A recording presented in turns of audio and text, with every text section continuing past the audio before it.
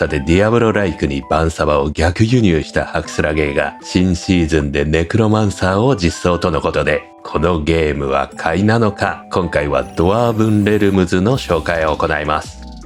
こちら超大量の敵を倒し、装備や素材を集め、最強の構成を作ることを目指しつつ、キャラ育成を行うアクション RPG です。この手の元祖はディアブロであり、それに準じて作られた作品はディアブロライクとも呼ばれます。ゲームシステムは複雑めで、あらゆるゲームを遊び尽くした人がたどり着く一つの先でもあり、それだけ人が面白いと感じる要素が込められています。その中でも特徴的なのが、レアリティやランダム性能のついた装備ドロップです。たまにポロッと超強力な武器や防具が落ちた時、世界が変わります。一気に強くなり、攻撃演出もド派手になったりと、その時得られる快感は半端ありません。脳汁が出るというものです。この快楽を求め、人は夜な夜な装備掘りに没頭するディアブロライクはそんなジャンルでもあります。また上手いのが育成途中にもドロップするという点にあります。エンドゲームに行かずとも強力な装備を得られるチャンスは幾度とあります。この塩梅が上手いゲームはそれだけ人を引きつけやすく、長く遊んでもらえる作品にもなります。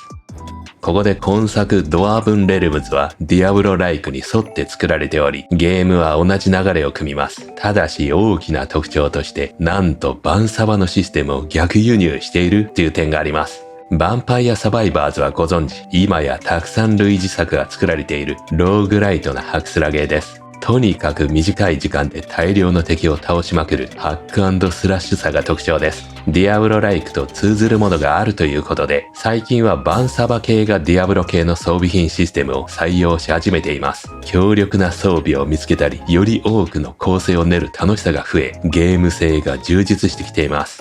ところがドワーブンレルムズはその逆、ディアブロ側がバンサバの戦闘システムを取り入れました。大量の敵が絶え間なく湧いて襲ってくる部分を輸入し、ひたすら自動的にぶん殴るゲームになっています。こちらはアクティブスキル、ドッジ、ポーションを任意のタイミングで用いるか、あるいは敵の攻撃をかわす操作だけです。ということから、今やディアブロライクもバンサバも境界はかなり混ざり合っています。ディアブロ4ですらバンサバのようなランダム能力を選んでのウェーブ形式のモードも用意したくらいです。両者多くの人が好むシステムを積極的に取り入れ、ユーザー数の拡大が図られています。近年は全世界での PC ゲームユーザーが家庭用機全てを上回っており、それだけコアなゲームを遊ぶユーザー数も増えています。今後もますます気楽に遊べる面白いハクスラゲーが登場し続けることでしょう。次にドワーブンレルムズのその他の特徴として、ゲーム中は敵以外もひたすら狩れるシステムになっています。草が生えていたり、建物の残骸が転がっていたり、木が生えていますが、それに近づき壊すことで大量の素材が入手できます。そしてそれら素材は敵と同じく絶え間なく湧きます。また武器種の熟練度システムを採用しており、使えば使うほど強くなり、選択可能なスキルが増えます。同時に使えるアクティブスキルは2つまででとてもシンプルです。それ以外の技は装備品で賄うため、結果画面はバンサバよろしくド派手になります。好みの武器一つを延々と使い続け、熟練度を高めても良いし、強い装備が出たらそちらに切り替え、その熟練度を上げても良いです。構成はいつでも切り替え可能です。それと序盤はマナ回復がなかなか追いつかず、アクティブスキルがあまり打てません。ただし回復ポーションや回復魔法がマナ回復も兼ねています。この仕組みを活用すると、ある程度のアクティブスキル連打も可能です。特にボス戦中はボスがポーションをどんどんドロップします。また初めに入手できるペットの召喚獣も回復魔法を使ってくれます。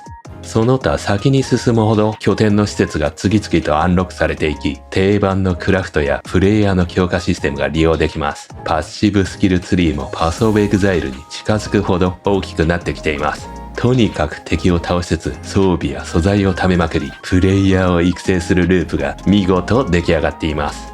一点戦闘がバンサバ系ということで、敵を殴る感触はほぼありません。これは仕方ない部分です。敵があまりに絶え間なく大量に襲ってくるため、斬撃音が強かったりすると逆に不快に聞こえてしまう可能性があるためです。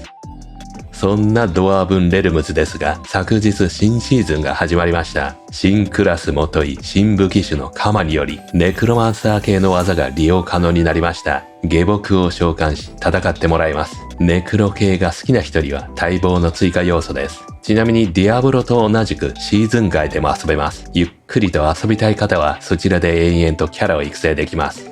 またキャラクリ時4つの種族から選べるようになりました。種族ごとに特性があります。そして景観のアップグレードが行われました。見た目がますます美しくなっています。この作品は2人の兄弟で作られており、初めは試験的プロジェクトで無料のアクション RPG でした。広い世界を旅する系で MMO 風でもありました。そこで評判が良かったためか、本格派な販売できるゲームに切り替わりました。ということからビジュアル面は対策と比べるとそこまででもありません。しかしアップデート頻度はとても高く、その中でちょっとずつでも改善が行われているわけです。その一端として今回のビジュアル面のアップグレードも行われています。これらを踏まえるとより応援したくなる気持ちも高まります。正式版発売日は2024年9月28日で、現在 36% 割引の768円です。超お手頃価格です。さらにザ・スローマンサーとのバンドルもあり、すでにザ・スローマンサーを持っているならもう少し安くなるかもしれません。バンサバの仕組みを取り入れた新たなディアブロライクを遊んでみたい方はチェックしてみてはいかがでしょうか。というわけで一体どんなゲームシステムなのか、実際にプレイした様子をギュッとまとめたので、どうぞご覧ください。それでは始めていきましょう。ドワーフンレルムズ。まずはキャラクターの作成。以前キャラクリってありました？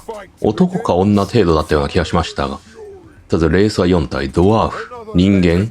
これはなんかネクロマンサーっぽいな、色的に。こいつにしてみるか。あと女バージョンもある。あ、そこからさらに色味変えられますね。髪型はそこそこありますね。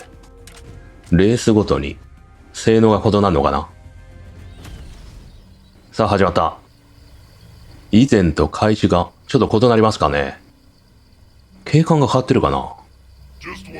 ちょっと暗めになってるというかね。こいつは一緒ですかね。オリン。で、今ゲームパッド使ってるんですけど、ちょっと UI が表示はおかしいな。文字化けてますね。イングリッシュ。あ、イングリッシュにしたら文字化け直りましたね。これでいけるかな。で、画面左下にね、誰かの結果が表示されてますね。誰がレベルいくつかなのかとか。で、まずはチュートリアル。A でどっち？結構、これはマナーを消費して使えますね。これ拠点か。やっぱり拠点内部もなんか、緑が生い茂るようになりましたね。随分変わってる。これ一緒ですね。ここにカーソル合わせれば、開始できる。よし。ここは一緒かな、やっぱり。光源とか色味が良くなってるんだね。で、ここで敵が大量に現れますね。で、武器振るには、RT か。RT で振れますけど、なんか自動で全部振るみたいなものありましたよね。まだできない。とりあえず RT 押しっぱなしにしようか。さあ、細かい剣の振りで、バンサバ系ですからね、もう。大量に敵を倒しまくる。ただそれだけです。で、敵はブンブン吹き飛びますね。さあ、レベルアップ。なんか落としたね。これポーションかな。で、これはなんかアクセスできないの？ Y でリワード。と。装備品かな。これなんか属性揃えると、ちょっと強くなりましたね。スタティックチャージ。アーケンオーブダメージ。これしてみようか。装備は、スタートで、これはリーダーボードかな。上でインベントリだね。で、これ装備できますね。クリックしたら装備した。この下の3つにはまりましたね。今の装備は。で、これはアーケンオーブ。これが放たれるのかな、多分。クールダウン1秒で。他にはこの1ポイントで、ポイント割り振りができる。ネクロマンサー何割り振ったらいいんだろうね。エンデュレンスが、エナジー回復？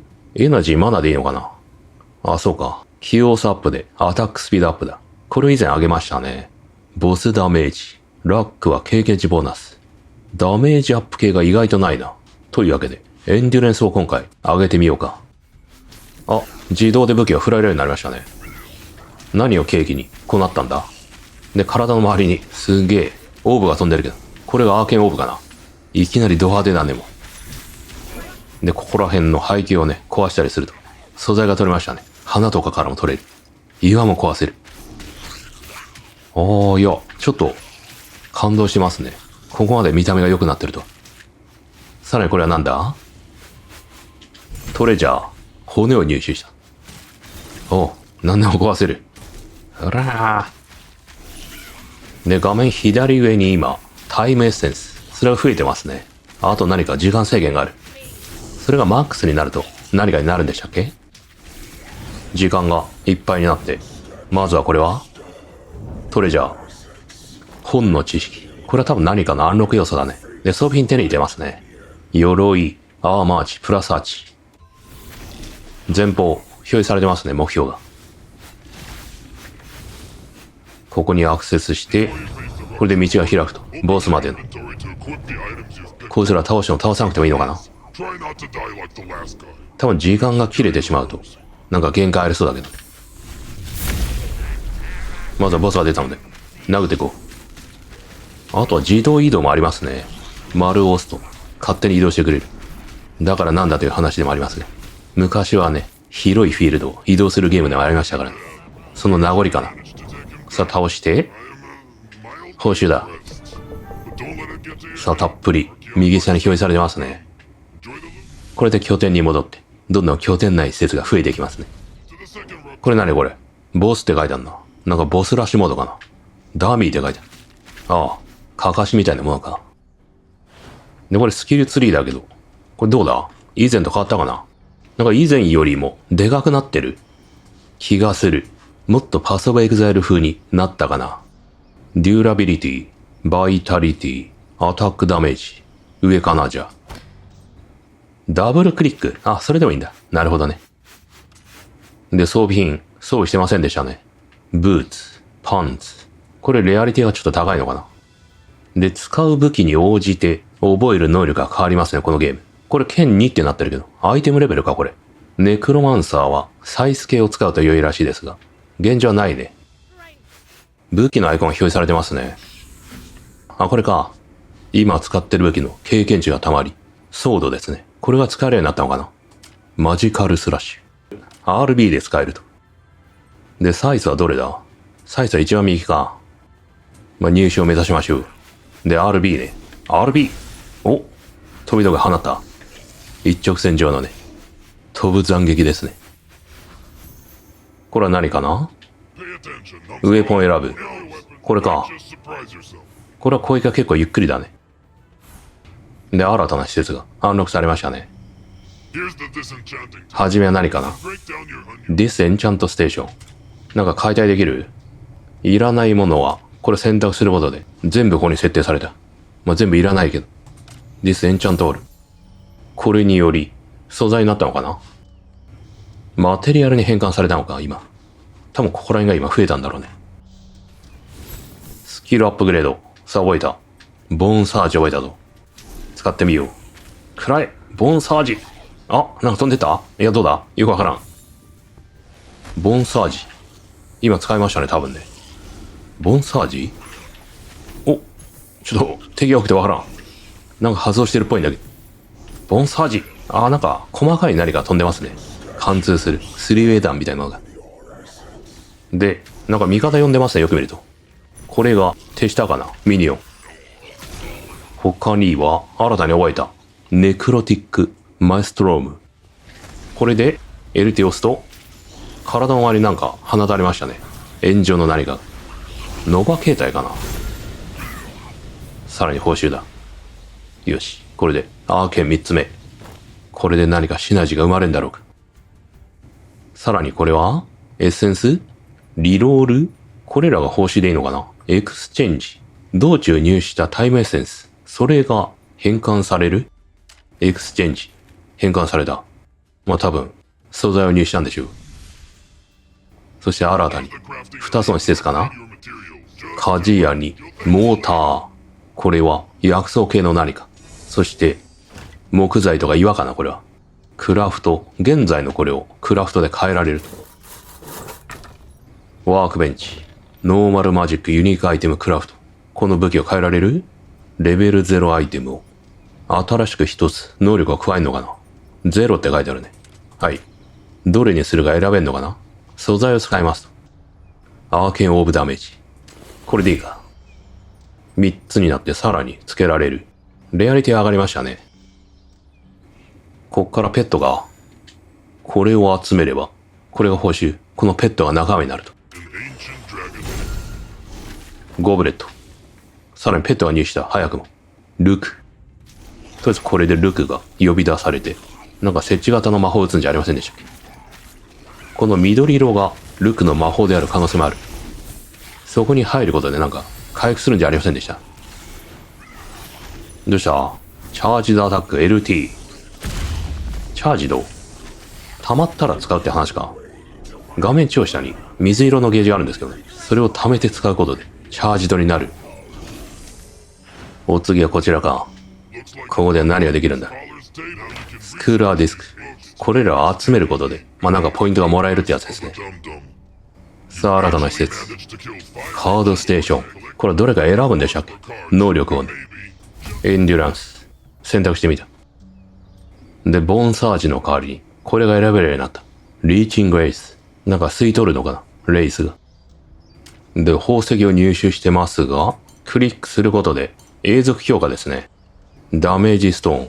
このダメージは上がるんじゃないかな。こっちが上がった。ダメージボーナス。で、これで上げた分は、どっかに表示されてると思いますが。さっき入手したカードはこれか。それと武器を強化したいんだよね、いい加減。ダメージ上げてみようか。上げられますね。アップグレードオール。おう。どんどん上がっていく。ここまでか。結構強化が強かったような。これはなんだ？リスペックステーション。お金を払えば振り直しができますと。これが貯まれば次のカードが入手できるのか。ローグライト風ではありますけどね。ランダムに登場するから。3つまで鍛えられる。しかし、永続アップグレードですね。このゲームにおいては。さあ、ここに来て、新しい施設。クラフトオフハンズ。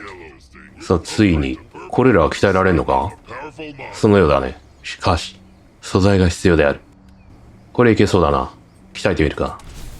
アップグレード。なんか選ぶのかな？性能を。さらに鍛えることで、これら能力がつきますよって話か。もう一段階ね。で、このエピック。これすでに能力がついてますね。よく見ると。エクスプロージョンサイズが 30% アップかな？だけどオフハンドアイテムは、ある程度スタッシュに入れといた方がいいのかな？ここはなんだ？お、フォローシップマスター。1万。クリエイトフォローシップ。作ってみよう。わー、やったー。フォローシップマスターだ。これどうなんの？どう見てもカジュアルに見えるけど。他のプレイヤーが一緒に遊んでくれんのかな？それっぽいね。どうかね、所属もできんのかな？これはなんだ？あれ？レベル50からどっか行ける？フォローシップレベルが必要だね。これ行ってみたいな、これ。やっぱり実はオープンワールドあるんじゃないの？過去あったね。なんかそんな感じのマップには見えるけど。さあ、本日はここまでですね。こちら気になる方はぜひ購入して遊んでみてください。それではまた次の動画でお会いしましょう。